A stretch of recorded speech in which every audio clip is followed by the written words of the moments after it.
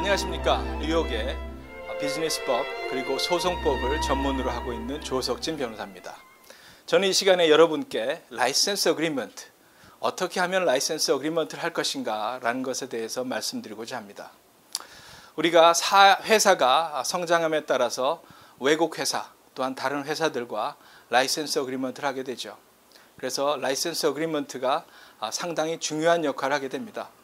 서로 간에 이 라이센스 어그리먼트를 잘 하게 될 때 서로 혜택이 되고 서로 도움이 됩니다. 오늘 이 시간에는 라이센스 어그리먼트가 얼마나 중요한 것인지 말씀드리고자 합니다. 라이센스 어그리먼트는 거의 미국뿐만 아니라 이 전 세계에 거의 똑같이 적용되고 있습니다. 많은 조항들이 서로 간에 그 라이센스 어그리먼트에 대해서 알고 있고요.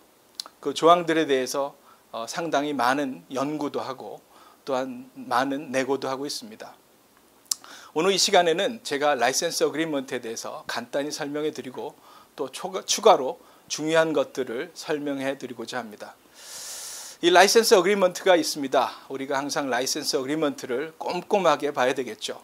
그래서 우리가 이 비즈니스를 할 때 더욱더 상대편하고 많은 이득을 통해서 비즈니스를 확장시킬 수 있습니다. 오늘 이 시간에는 그 라이센스 어그리먼트에 대해서 일반적으로 두 가지 큰 조항이 있습니다. 일반적인 그 general provision, 일반적인 조항과 또한 boilerplate, 그 부수적인 조항이 있습니다. 그래서 이 두 가지 조항이 있는데요. 제가 볼 때 이 일반적인 조항이나 이 부수적인 조항은 우리가 많이 그 폼들을 볼 수가 있습니다. 그 중에 제일 중요한 일반적인 조항은 우리가 흔히 얘기할 때 이것이 독점 계약이냐 아니면 exclusive license냐 아니면 기간이 5년이냐 10년이냐 그리고 라이센스 피가 어떻게 되느냐라는 그 중요한 것들이 있겠죠.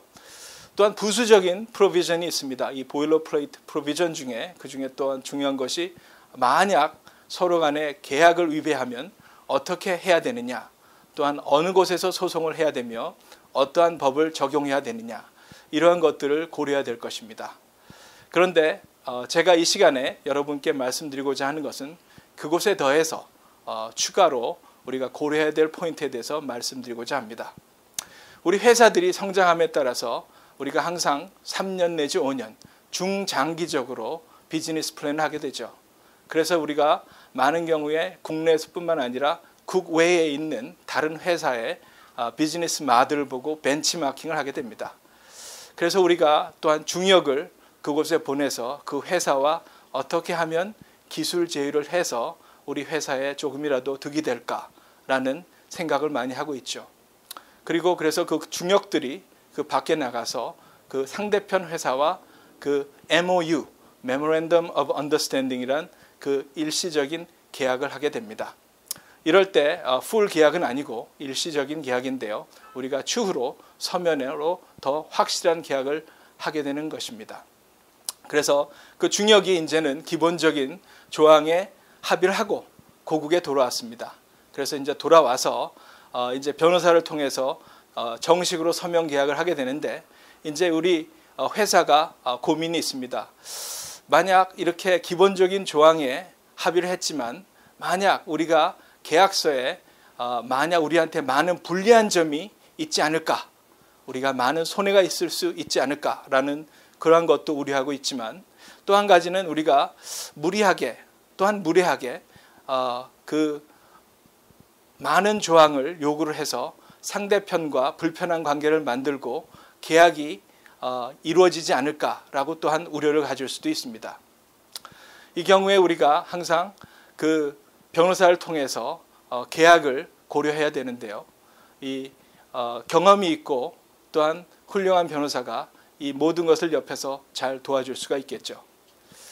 제가 이 시간에 여러분께 말씀드리고자 하는 것은 일반적인 그 계약, 그 제너럴 프로비전이나 보일러플레이트가 아니고 제 경험을 통해서 세 가지 중요한 포인트가 있습니다. 항상 많은 계약서에도 그것이 적용이 되는데요.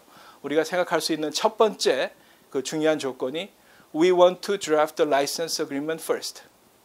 우리는 그 라이센스 어그리먼트, 그 초안을 먼저 만들어서 상대편에 보내야 할 것입니다. 이 라이센스 어그리먼트는 서로 누가 만드냐에 따라서 그 기본 초안으로부터 많은 수정과 삭제가 필요한데요. 우리가 먼저 초안을 보낼 때 우리가 중요한 것들이 거기에 들어가게 되고 우리가 더 이 내고를 할 때 이 어그리먼트에서 더 우위를 점하게 됩니다. 이러한 경우에 상대편에서 그러한 조항들에 대해서 이견이 있고 또한 수정을 원하게 되죠. 그래서 서로 간에 변호사를 통해서 또한 수정도 하고 또한 그것에 대해서 합의가 이루게 되는 것입니다. 제가 두 번째 포인트에 대해서 말씀드리고자 합니다. 두 번째는 There is no standard form in the license agreement. 라이센스 어그리먼트는 스탠다드 폼이 있습니다. 그렇지만 제가 여기서 말하는 no standard form이란 뜻은 우리가 항상 일반적인 스탠다드 폼에 너무 의지해서 모든 계약을 하면 안 된다는 뜻입니다.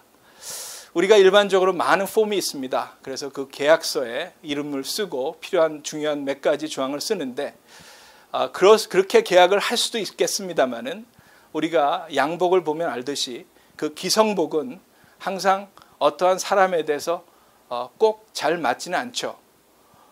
그런데 거기에 비해서 테일러메이드, 맞춤복은 그 계약서가 맞는 것처럼 꼭 그 사람에 대해서 맞습니다. 항상 이렇게 계약에 대해서 항상 생각할 필요가 있습니다.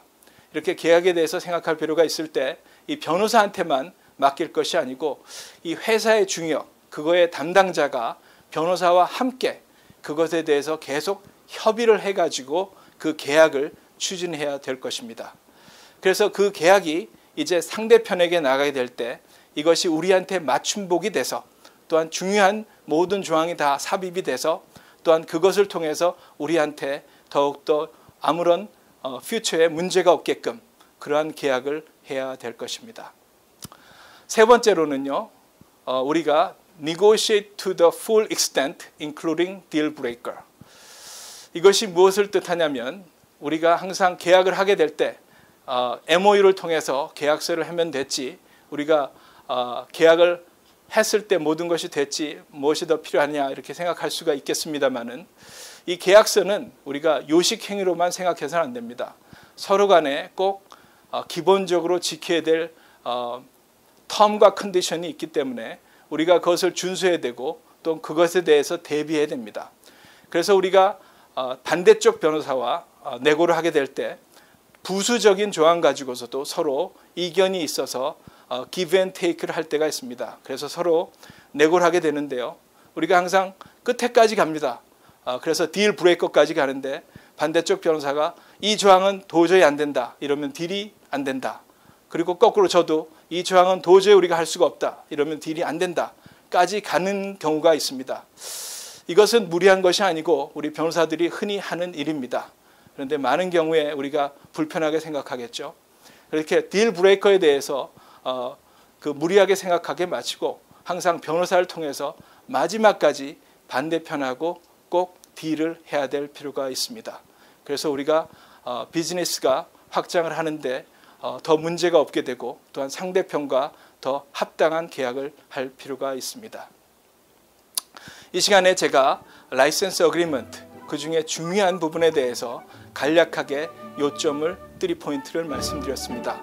여러분께 비즈니스에 많은 도움이 되었으면 합니다. 감사합니다.